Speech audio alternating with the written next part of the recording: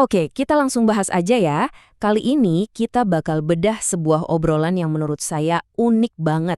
Ini obrolan antara seorang pendeta Kristen, seorang ustadz Muslim, dan teman-teman mereka. Obrolannya tuh jujur, santai, kadang lucu, tapi juga dalam banget secara teologis.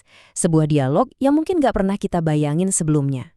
Nah, yang seru, obrolan mereka itu nggak dimulai dengan ayat-ayat atau dalil yang berat loh, tapi dimulai dengan pertanyaan santai ini. Dari sini aja kita langsung kebayangkan suasananya gimana, akrab, cair, dan penuh canda. Suasana kayak inilah yang bikin mereka bisa ngebahas topik-topik sensitif dengan kepala dingin dan hati yang terbuka. Oke, dari sini kita mulai masuk ke dagingnya nih. Mungkin selama ini kita mikir kalau dua agama ini beda banget. Tapi ternyata kalau kita telusuri ke belakang, titik berangkatnya itu dekat banget loh. Yuk kita lihat sedekat apa sih fondasi keduanya?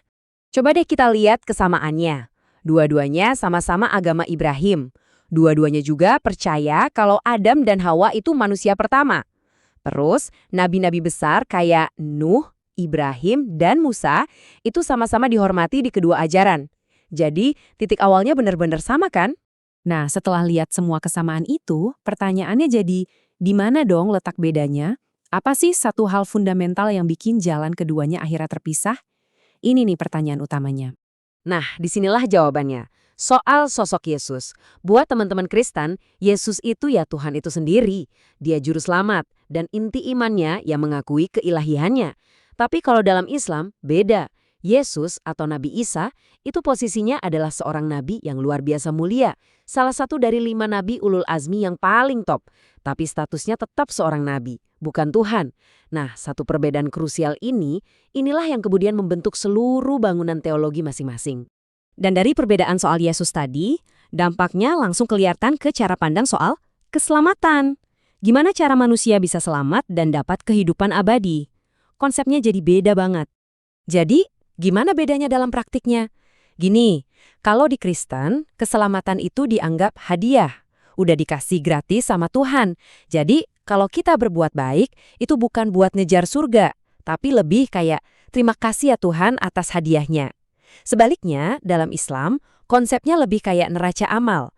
Nanti di hari akhir, semua iman dan perbuatan kita selama di dunia itu ditimbang. Nah, hasil timbangannya itulah yang menentukan nasib kita. Oke, mungkin ada yang nanya nih, kalau dalam Kristen keselamatan itu hadiah, berarti nggak bisa hilang dong. Nah, kutipan ini ngejelasin banget. Jawabannya, hadiahnya sih nggak pernah ditarik lagi sama Tuhan. Tapi manusianya yang bisa memilih untuk melepaskan atau menjauhi dari hadiah itu. Setelah kita ngomongin perbedaan-perbedaannya, sekarang kita masuk ke bagian yang paling bikin kaget dari obrolan mereka. Sesuatu yang nggak disangka-sangka. Ternyata ramalan mereka soal akhir zaman itu mirip banget.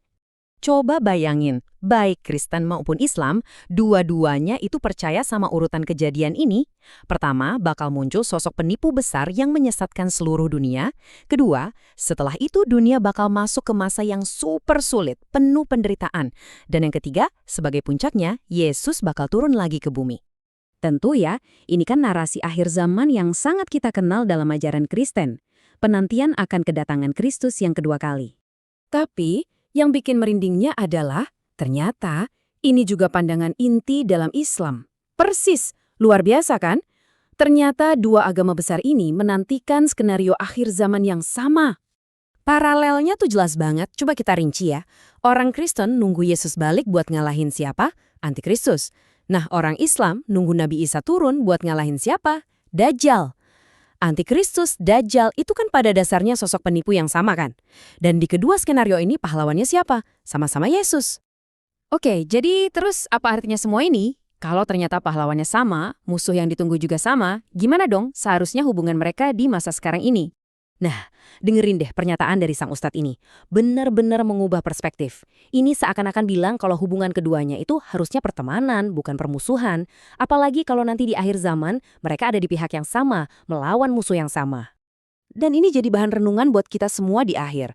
Kalau ternyata dua keyakinan besar ini punya pandangan masa depan yang tujuannya sama, punya takdir bersama, apa dampaknya buat kita di masa sekarang? Gimana seharusnya itu membentuk cara kita berinteraksi, memandang satu sama lain, dan membangun jembatan hari ini? Coba kita pikirkan sama-sama.